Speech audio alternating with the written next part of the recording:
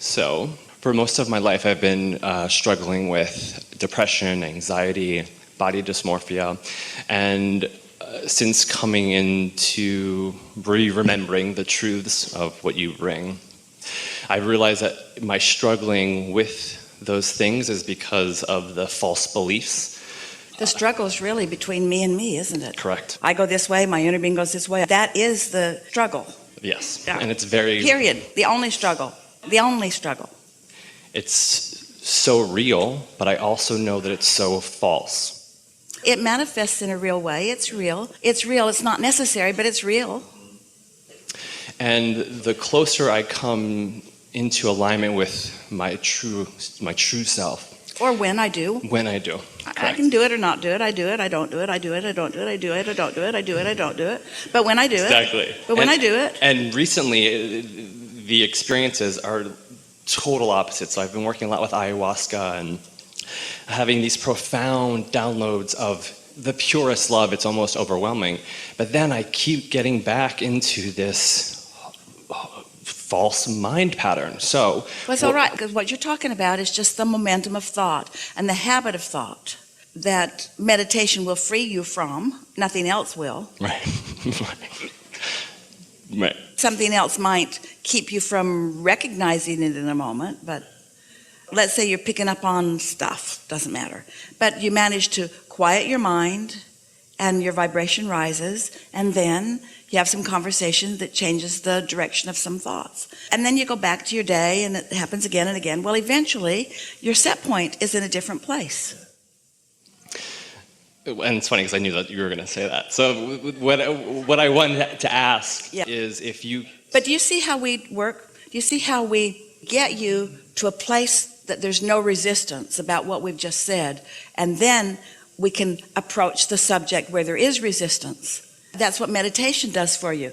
Takes you to a place of no resistance, and then you go back into the world and you reintroduce the resistance, but now you've reintroduced it at a different level. It really is the process of bridging thoughts. It really is the process of clarifying your vibration. Yes, because you can't do it by wrestling the problem to the ground and killing it. Right. So what I want to use this interaction for is to ask you, let me pause for a second. I want to use this as a catalyst to move on and like to truly just be who I know I am, right? So what I want to ask is if you could give us... Do you know what the best catalyst to that is? A big old stubborn problem. Because you never know more clearly what you do want than when you're living what you don't want. In other words, sometimes if you're not clear about what you want, the path of least resistance is more problems about the same thing till you get clear.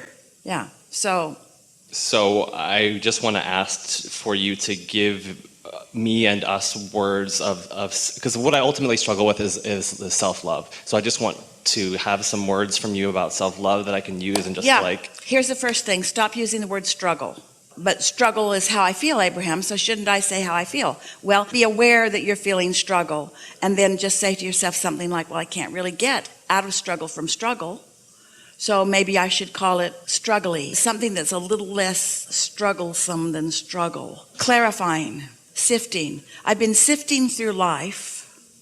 So ask your question again. We're not mocking you. We're wanting to find a way to get you to exactly where you want to be. So now say it again.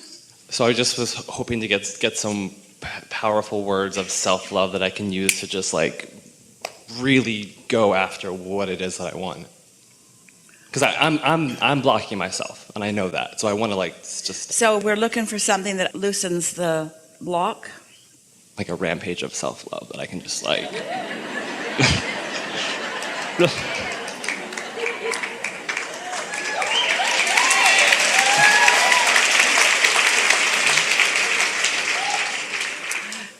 Pretty good way of saying it, because your inner being is yourself also.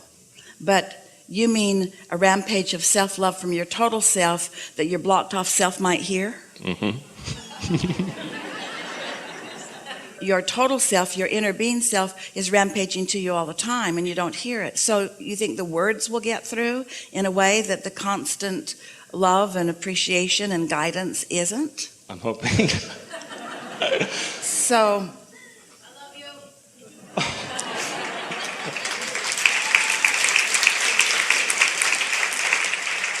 I don't know if you're talking to me or Abraham, but I love you too.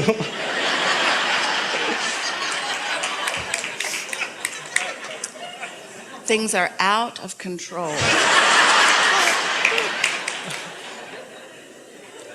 We're reaching for your path of least resistance.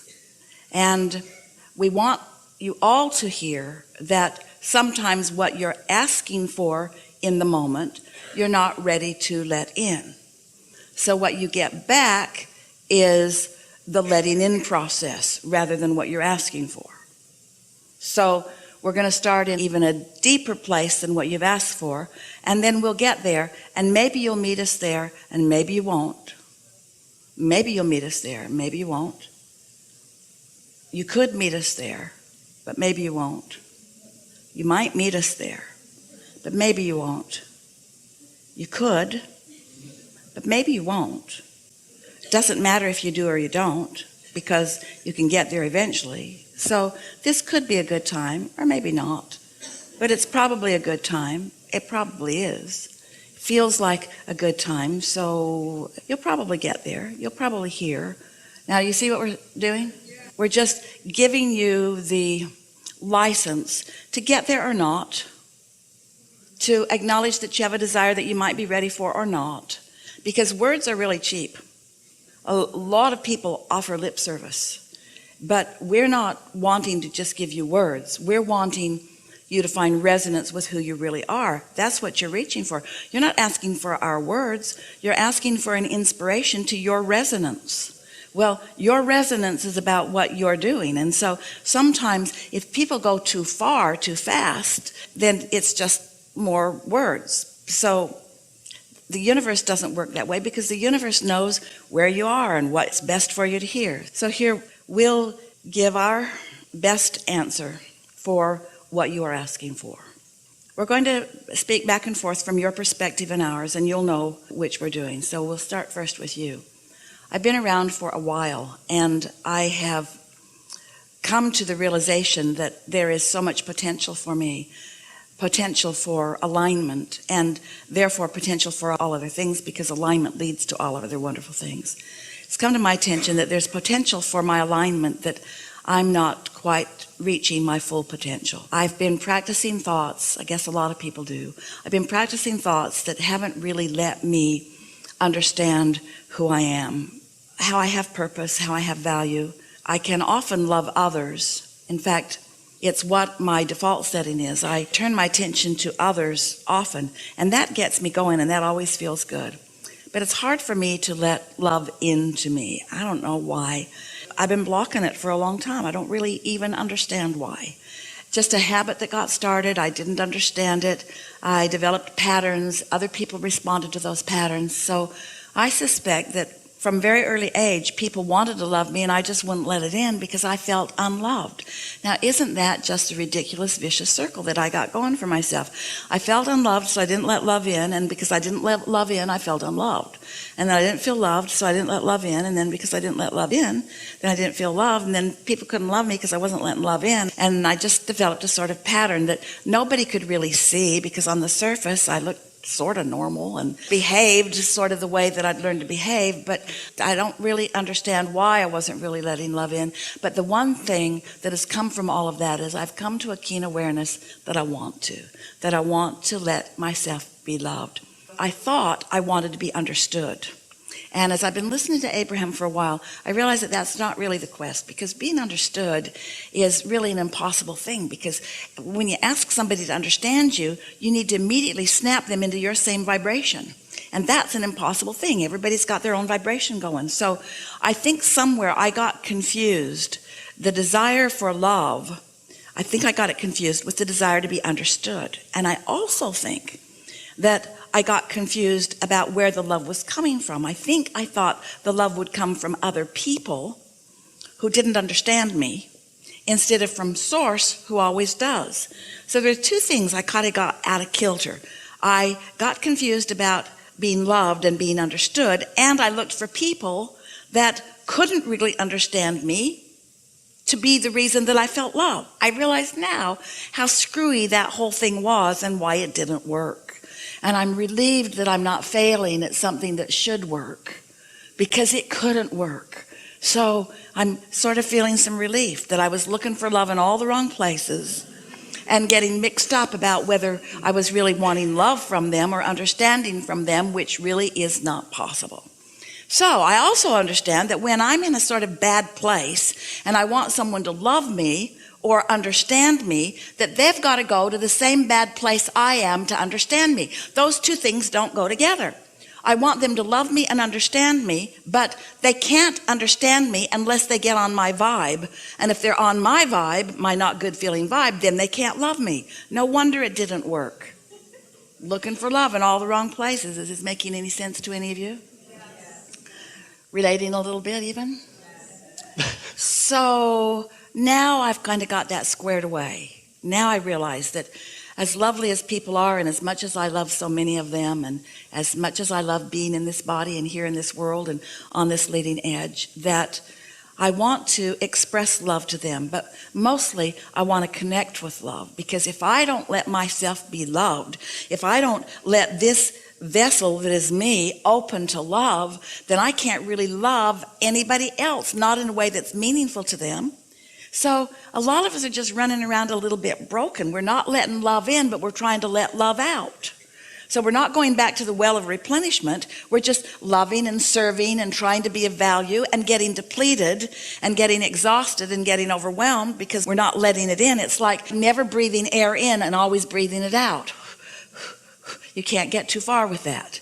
Pretty soon you got to start breathing it in, or you have nothing to breathe out. And so now I'm more clear about all of this. So I'm no longer wanting to look to others for that replenishment, although sometimes you can find it. Sometimes somebody's all tuned in, tapped in, turned on, and they got it going and blowing. And when they hold me as their object of attention, I can feel it. And I do like that, but I don't want to depend on somebody else's connection for that, because they've got stuff they're doing too. And I don't need anybody else's connection. I've got my own straight line to it. I've got my own vortex. I've got my own valve that I can open wide to it. And often I do. Sometimes I do. Sometimes I do it more easily than not. It sort of depends on the momentum that got going. But more and more, I accept these things. I know that Source exists. And I know that my inner being is a big part of that collective consciousness of Source. And that my inner being is, in an undivided way, focused upon me. And knowing everything about me and loving me anyway. That my inner being is loving my becoming and is never holding me responsible for what I've come to, because I'm eternal. I'm never going to get done.